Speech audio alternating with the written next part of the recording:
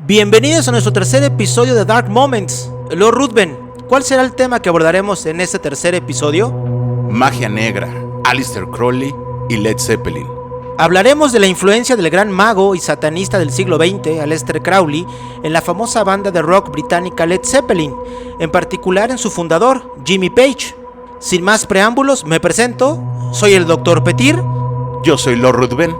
Bienvenidos a Dark Moments. Comenzamos. ¿Quién fue Aleister Crowley?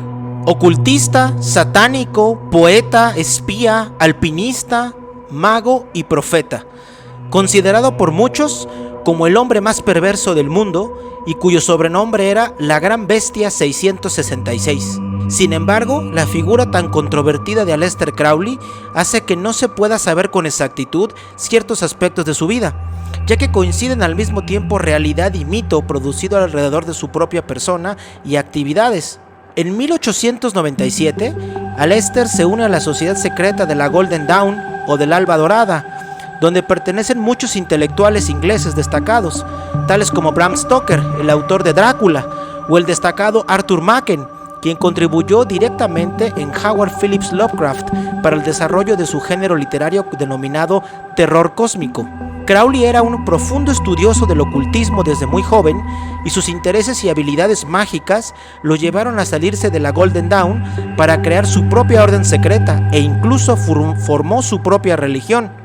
Se dice que en un viaje a Egipto, precisamente durante su luna de miel, se pondría en contacto con una entidad espiritual cuyo origen no era humano, sino por el contrario, era una entidad antigua iluminada denominada Aiwass, cuyo contacto en 1904 fue a través del don de la mediumnidad, es decir, habrá que sumarle a sus muchos talentos el de ser un medium escribente, como en su momento lo fuera el mismísimo Francisco I. Madero, el padre de la Revolución Mexicana. Esta entidad Aiwass le dictaría a Aleister Crowley los 3 capítulos del Libro de la Ley, con el cual nuestro controvertido mago fundó su propia religión llamada Telema. En el año 1920 se funda la abadía de Telema en Sicilia. En realidad era una casa de campo remodelada y decorada por él mismo, y en la que perteneció un tiempo junto con varios de sus seguidores, hasta que fueron expulsados de Italia por el gobierno de Mussolini, debido sobre todo a las historias que sus vecinos contaban: ritos satánicos, orgías sexuales, sacrificios, incluyendo la muerte de uno de sus miembros. Se dice que en algunos de sus rituales, Crowley invocaba demonios que requerían sacrificios de sangre. Las habladurías se encargaron del resto.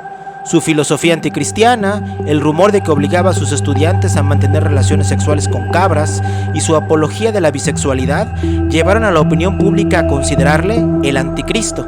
A él le hacía tanta gracia que jugaba con las percepciones hechas a su persona, llegando a escribir que un bebé inocente es la víctima más satisfactoria y que él sacrificaba unos 50 niños al año. Incluso se dice fue el gurú de la famosa banda británica The Beatles, al incluirlo en la portada de su álbum Sgt. Pepper's Lonely Club Band. Ahora bien, nuestra historia de nuestro podcast converge en el momento en que el mago negro decide comprar una propiedad en Boleskine, cerca del lago Ness. Se dice que Crowley había efectuado una invocación oscura en dicha residencia y que cometió la imprudencia de dejarla a medias, lo que se conoce en el mundo esotérico como no cerrar el círculo. Así acaeció sobre él, sobre todo el que habitase esa casa y sobre la región entera, una maldición que, según la leyenda, parió una criatura maligna que vive en la laguna Ness.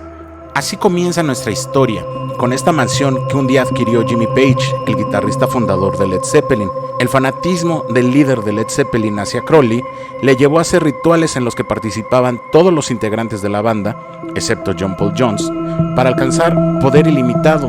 Se decía que su fama venía de un pacto con el diablo, y así nace la leyenda de la maldición de Led Zeppelin, con 3 accidentes de coche de Robert Plant, el vocalista de la banda, la muerte repentina de su hijo de 5 años, la caída mortal por unas escaleras de la musa de la banda Sandy Denny, y el final de Led Zeppelin, precipitado por la muerte de su baterista John Bonham en 1980, quien falleció por una gran ingesta de vodka. Jimmy Page era un coleccionista de artículos de Crowley, túnicas, manuscritos, artefactos y hasta la mansión en la que hablamos. Como dato curioso, esta mansión tenía un túnel que conectaba con el cementerio del pueblo cercano, Folliers. y fue construida sobre una capilla del siglo XVII que fue destruida hasta sus cimientos por un incendio con sus feligreses dentro. Led Zeppelin deja la prueba del primer ocultismo en la discografía del grupo en el disco 3. La primera edición del álbum tenía inscritas 2 frases de poder de los rituales de Crowley en el acetato: So mote it be, así sea, y Do what thou wilt, haz lo que quieras, una en la cara A y otra en la B. En su siguiente trabajo, el disco llamado 4, los nombres de los miembros del grupo aparecieron representados con 4 símbolos de diferentes cultos paganos. Para entonces ya circulaban rumores que aseguraban que se estaban celebrando ceremonias de sexo, droga y satanismo con los groupies de Led Zeppelin en Boleskine House. Pero eso nunca pudo demostrarse, lo que no significa que no ocurrieran. Lo que sí está documentado son los testimonios de varios invitados y personas encargadas de su mantenimiento, como Malcolm Dent, que le cuidó la casa a Page durante unos meses, que aseguran haber sentido e incluso visto presencias demoníacas. En 1971, Page acogió en Boleskine a otro gran admirador de Crowley, Kenneth Anger, con quien viajó por varios países recolectando objetos, manuscritos e incluso ropa del maestro ocultista. Pero la relación de estos 2 acólitos se torció en 1975. Page expulsó de su casa a Anger y este le lanzó una maldición para destruir su carrera y la de su grupo. Oh, aquí está mi dulce Satán, se escucha en Stairway to Heaven de Led Zeppelin al reproducirla al revés, según el vocalista de la banda Robert Plant. La letra de la composición se engendró en un estado de catarsis que era similar a la influencia sobrenatural del Espíritu Santo en los profetas de la Biblia. Existen personas que afirman que Page no solo se obsesionó con Crowley, sino que prácticamente lo hizo su dios. Desde sus 11 años, el músico leyó uno de los libros de Alistair, Magia en Teoría y Práctica. Su vida entonces estaría marcada por el mago.